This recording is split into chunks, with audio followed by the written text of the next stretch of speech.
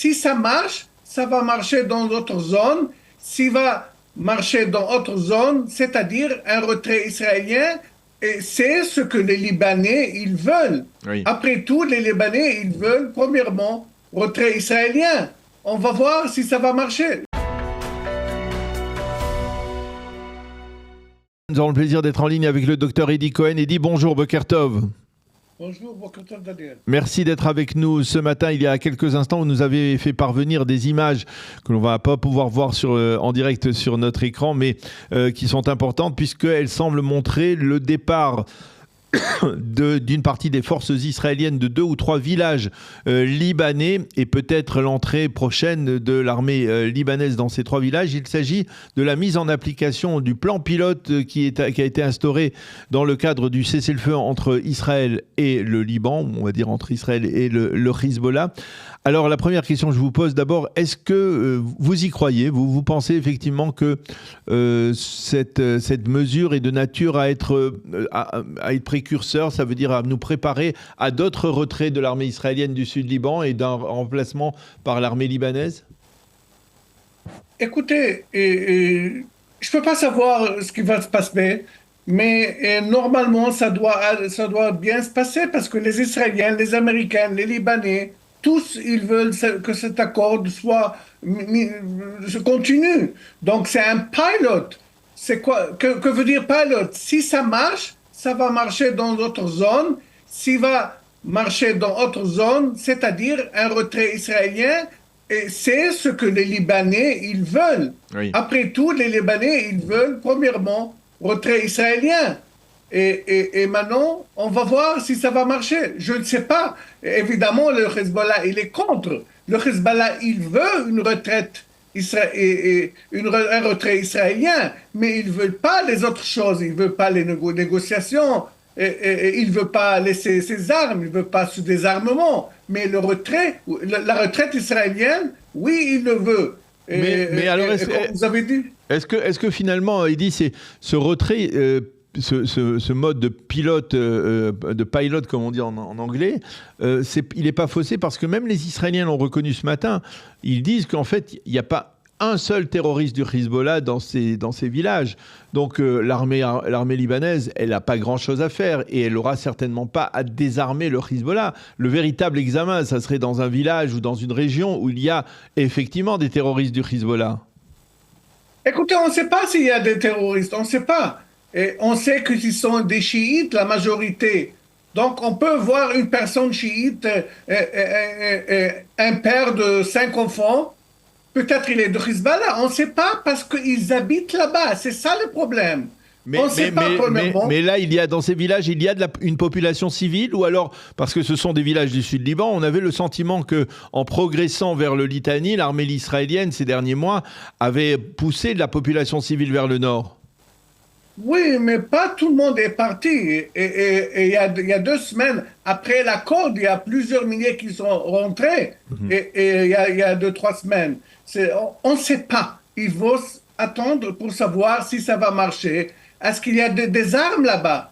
Le rôle de l'armée libanaise, de fouiller, de chercher. Est-ce qu'il y a des armes, premièrement? Est-ce qu'il y a des Hezbollah, deuxièmement? Et troisièmement, comment ça va être avec Israël? Est-ce que l'armée libanaise, ça va rester là-bas? Et c'est une première place. Et il y a d'autres zones. Et alors c'est un pilote. Alors est-ce que c'est dans l'intérêt d'Israël?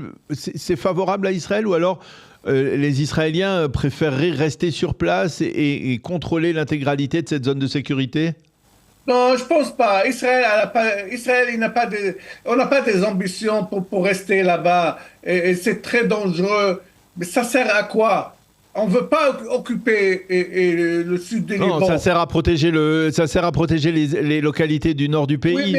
Oui, mais combien de temps on va rester au sud du Liban? Combien de temps on y était là-bas en 82 jusqu'à 2000? L'intérêt israélien, c'est que l'armée libanaise, qu'il y ait une autorité, une armée qui règle les choses, pas l'ONU et pas le Hezbollah. L'armée libanaise la souveraineté d'un pays voisin. C'est l'intérêt israélien. Alors, est-ce que peut-être vous avez des informations, vous qui êtes très bien informé sur ce qui se passe au Liban, sur le fait que, c'est-à-dire justement, est-ce que les pays, on va dire, qui sont impliqués dans la conclusion de cet accord, je parle en particulier des États-Unis, mais peut-être aussi l'Europe aussi, mais les États-Unis, est-ce qu'ils donnent le sentiment de vouloir renforcer l'armée libanaise, cette armée qui, on le sait, hein, elle est noyautée par des éléments chiites, par des éléments pro-Hezbollah, donc il faudrait... Est-ce que l'armée...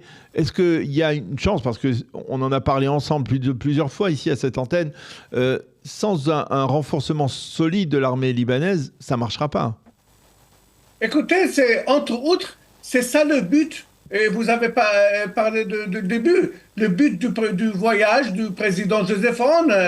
Et aujourd'hui, il va rencontrer, il y aura le sommet libano-américain. Monsieur Joseph Aoun va rencontrer aujourd'hui le président américain. Et entre autres, c'est ça c'est une des demandes que les Libanais vont exiger ou vont demander. Renforcer l'armée libanaise. Comment on peut renforcer une armée, Daniel? Il faut de l'argent, il faut des armes. Et on ne peut pas imaginer qu'une organisation de terreur comme Hezbollah possède l'arme, missiles, plus que l'armée. Ça peut pas, c'est inimaginable. Donc, c'est la visite de Joseph Aoun. Aujourd'hui, il va demander plein de choses au président Trump. Alors, plein de choses, essayez de nous dire de quoi il s'agit. En dehors justement, donc, d'une évacuation de l'armée israélienne du sud Liban, ça, il va le demander officiellement parce que c'est dans son intérêt politique, parce que s'il veut se préserver lui-même et ne pas être la cible, on va dire, de Hezbollah, il est obligé de réclamer ça en premier. Mais quelles sont les véritables demandes du président Aoun?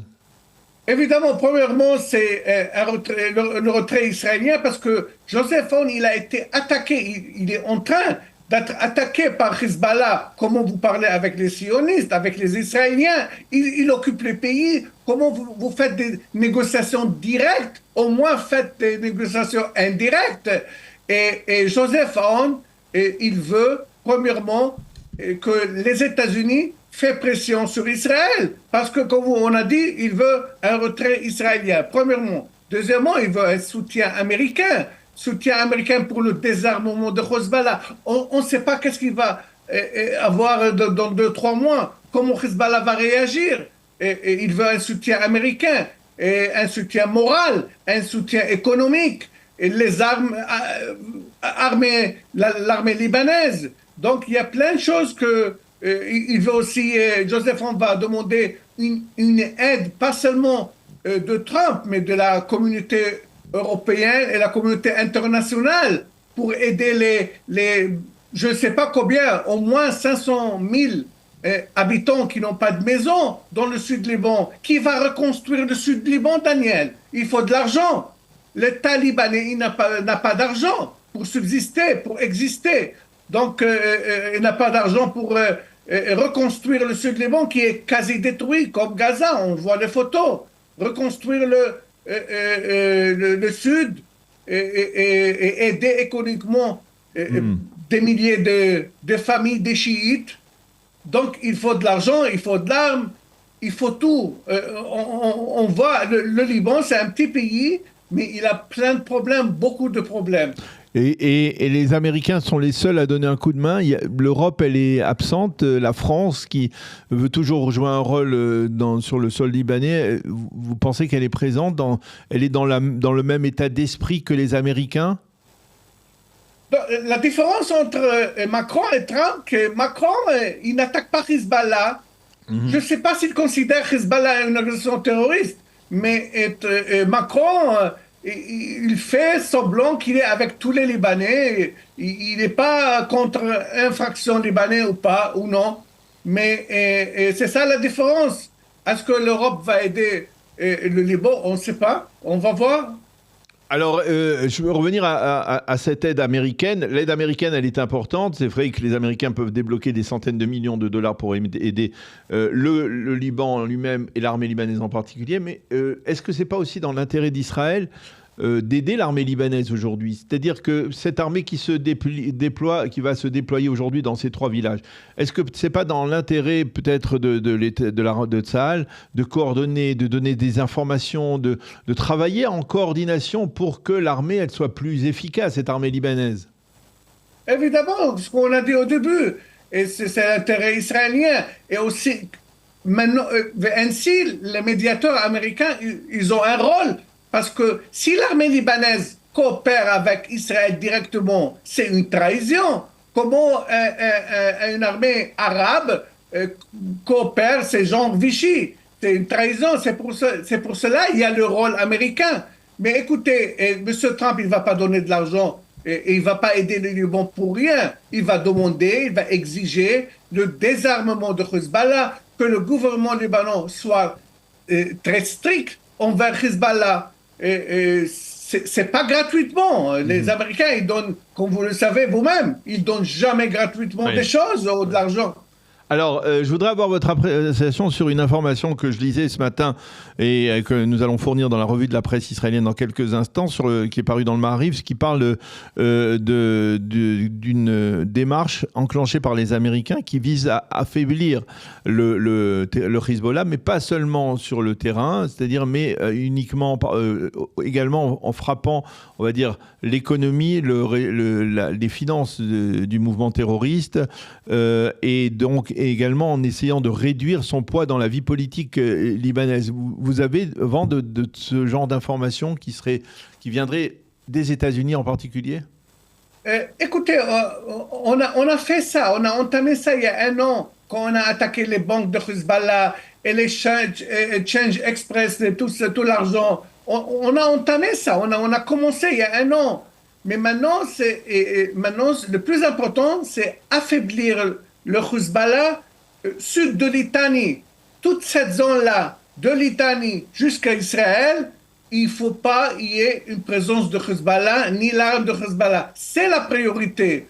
Deuxièmement, bien sûr, évidemment, de bloquer l'argent. Mais les Iraniens, ils vont trouver les moyens pour donner de l'argent. Écoutez, il y a un seul pays qui aide le Hezbollah dans le monde entier. Venezuela n'est plus un des pays qui... Oui. Venezuela, maintenant, c'est contre le Hezbollah. Il y a un seul pays, et c'est l'Iran. L'Iran qui continue maintenant encore, malgré la confrontation avec les Américains, l'Iran continue à financer le Hezbollah là, maintenant.